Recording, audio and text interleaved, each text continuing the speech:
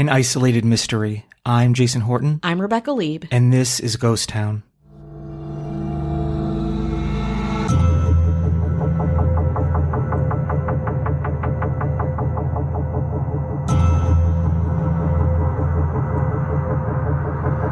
Bouvet is nothing to write home about. It has no trees or landing spots or much of anything. It's a tiny volcanic island a few square miles wide under several hundred feet of glacier. Its nearest neighbor? Antarctica, more than 1,000 miles away. In fact, no other point of land is quite as isolated as Bouvet. You can draw a circle with a 1,000-mile radius and not hit any neighboring land masses. It's so remote and small, but its mysterious legacy is so much bigger than the island itself. Today, we're talking about the mystery of the Bouvet Island lifeboat. Bouvet Island was first discovered on January 1st, 1739 by its namesake, French polar explorer Jean-Baptiste Bouvet de Lozier. He found it and kind of sailed away. The place remained lost again for another 69 years because Bouvet had recorded its location incorrectly. Captain Cook tried to find it, but didn't, and it really only turned up again in 1808, with much controversy as to if it was Bouvet Island at all. Nautical charts became standardized in 1898 when it was definitely relocated by Captain Craik of the German survey ship Valdivia. The Germans were first to explore the island from afar. Bouvet had believed that it was simply the northern cape of Australia. They reported it was no more than 5 miles long by 3 miles wide with a 1,600 feet cliff. But the worst part about this hot vacation spot was the water around it. Heavy seas, soaring cliffs, and the absence of any coves or inlets made it too dangerous to approach Bouvet Island by boat in even the calmest of weather. In 1927, someone actually stepped on the island, Norwegian explorers from a survey ship called the Norvegia. Led by Harold Hornfeldt, they hung out on the island's volcano and took possession of the island in the name of the king, renamed it Bouvetøya, I probably said that wrong, which just means Bouvet Island in Norwegian. The Norwegians returned in 1929, and again a few years later when it was discovered that both their supply huts had been destroyed by the horrific local weather. But after that, Bouvet was left alone until 1955, when the South African government thought about putting a weather station there. On January 30th, they sent a ship to scope it out. This is where it gets weird. The South Africans sailed right around the island without finding any sign of the sort of large flat spot where a weather station might be built. But 3 years later, when the American icebreaker Westwind hit up the island in 1958, it discovered that a small volcanic eruption had apparently taken place since 1955 and created a low-lying lava plateau, which means the island got bigger thanks to some volcanic activity. Fast forward to Easter Sunday, 1964. The South Africans, who had finally got around to dispatching an expedition to take a look at the island's new addition, sent 2 ships to explore, the RSA and the HMS Protector. The expedition waited for 3 days for the wind to die down, and when it did, Lieutenant Commander Alan Crawford, a British-born veteran, landed and saw that there, wallowing in a small lagoon, hanging out with a bunch of seals, an abandoned boat, half swamped but still usable. Says Crawford in his book, "What drama, we wondered, was attached to this strange discovery? There was no markings to identify its origin or nationality. On the rocks 100 yards away was a 44-gallon drum and a pair of oars, with pieces of wood and a copper flotation or buoyancy tank opened out flat for some purpose. Thinking castaways might have landed, we made a brief search but found no human remains." The boat, Crawford described as a whaler or ship's lifeboat, must have come from a bigger ship, but there was no trade route within 1,000 miles of Bouvet. Not another place for 1,000 miles. It was a tiny 20-foot boat with oars, well-preserved-ish, just hanging out in a lagoon. 45 minutes later, that's it, the crew had to head out. They were being attacked by the cold winds and a bunch of angry male sea elephants. There was no time to explore or look for further signs of life, anything else, they had to go.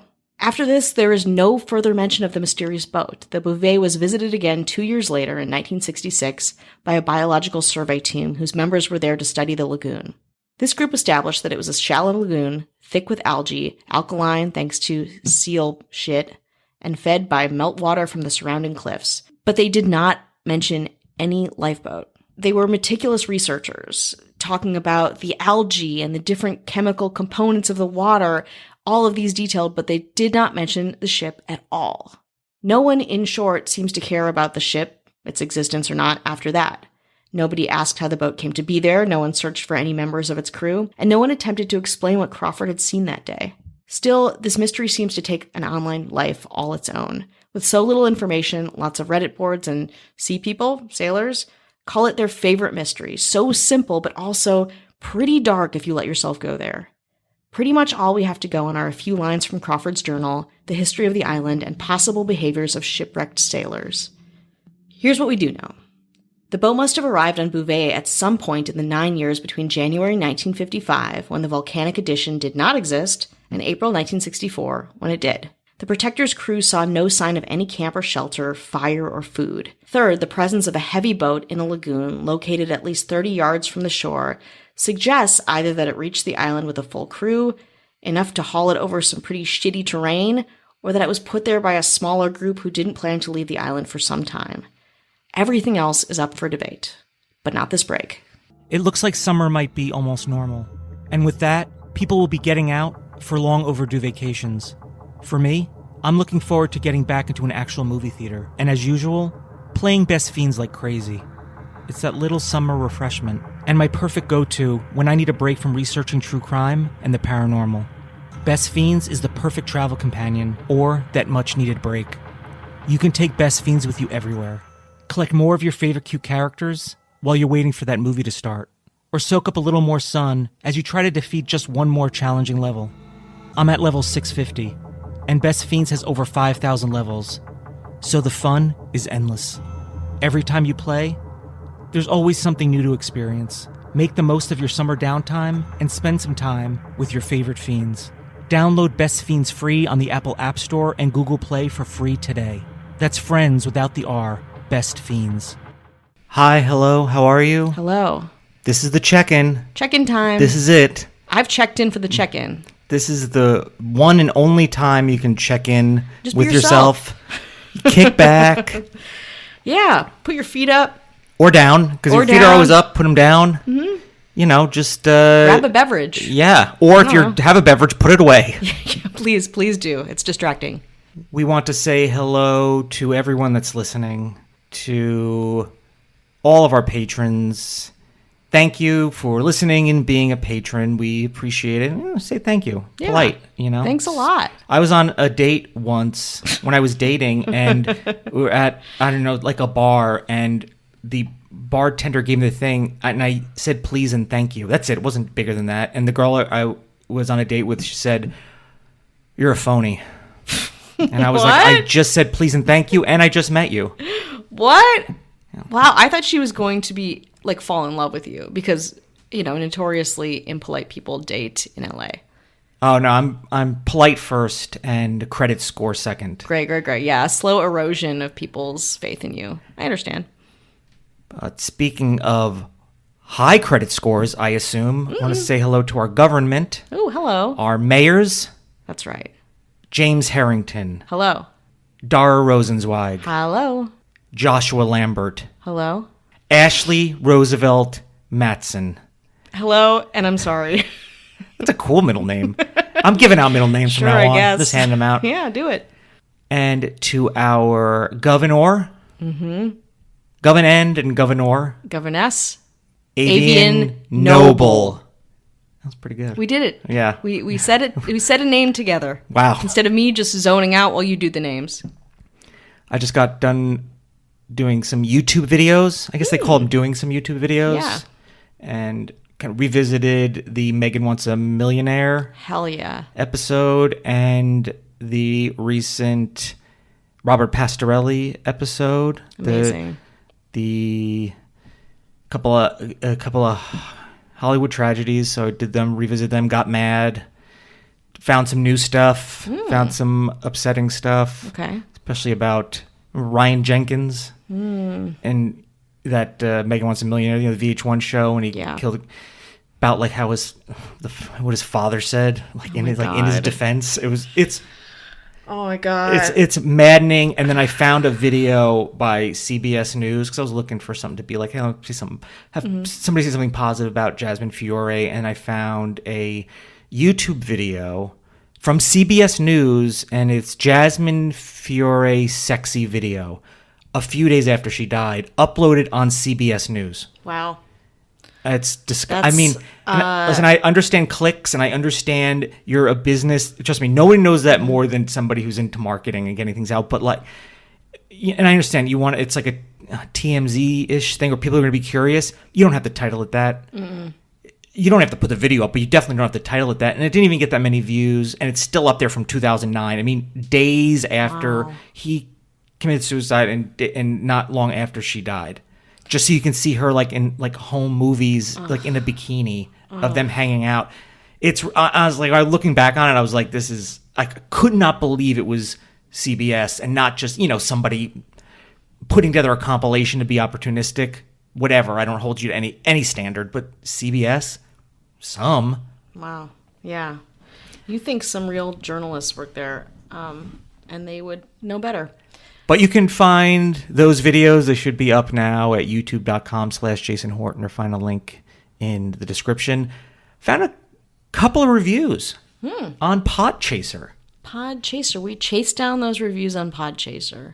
This podcast is a lot of fun. 5 stars. What? I disagree. The hosts have great banter, make me laugh out loud. They do their research and don't just read off a Wikipedia page, which I appreciate. Sometimes I want to, but I refuse. I want to too, but so bad. We're better than that. We're not, we're better than CBS. We're better than CBS. We're not better than CBD. That's true. Or CBGBs. And that is from Vanessa Hennessy. A lot of S's and N's in her name. That's right. I like this podcast. 4 stars. It's usually really interesting. Great for anyone who likes spooky, ghost, paranormal, the highly unusual. I usually like the banter, but occasionally it takes away from the show, and that's from MG. And by occasionally, you mean always? Always, all the time? But on that note, you can find bonus episodes, ad-free early episodes with none of this chit-chat. Patreon.com/GhostTownPod. Wow. Okay, let's get back to boats. So there are some theories as to what this boat on Bouvet Island was, and really what happened to it. So theory 1, a lifeboat from a shipwreck. It would explain some of the things that Crawford noted. The boat was in the lagoon because the men who had no way of tying it up securely on shore put it in there, and they didn't know if they would need it again. And why a small pile of equipment, some broken down, some not, was close by. No idea why Crawford's copper flotation or buoyancy tank had been, again, opened out flat, but people do things in desperate times. But if that's the case, then where are the people or the bodies or evidence that they were trying to survive on the island? Maybe they died somewhere else on the island, but Bouvet's ice cliffs are so high and really avalanche prone, so that would be incredibly dangerous and very stupid. On top of that, the most obvious sources of food, the seals and sea elephants, congregate where the boat was found. But also, the men, if they would have hunted these things, there'd be bones there. There'd be something else. Let's make it a little bit more broad. Theory 2. The boat never existed. Why would any group of shipwrecked people even come to this island? It's hard to find it in the best of circumstances. It also lies so far off the normal trade routes and is so barren. What would bring a ship here at all? If they were trying to find the island, why wouldn't they have more stuff? Navigation equipment? Food? What sort of castaways make it to shore with just a barrel of water and some other shit and a couple of oars? Also, why was the boat floating in the lagoon? It was the only readily available source of shelter that they had on the island, where even in summer, the temperature is at like 0 degrees. Stranded people with boats in these conditions turn them over to create shelter, not put them in a lagoon. Insane. So insane that maybe the boat was a complete hoax.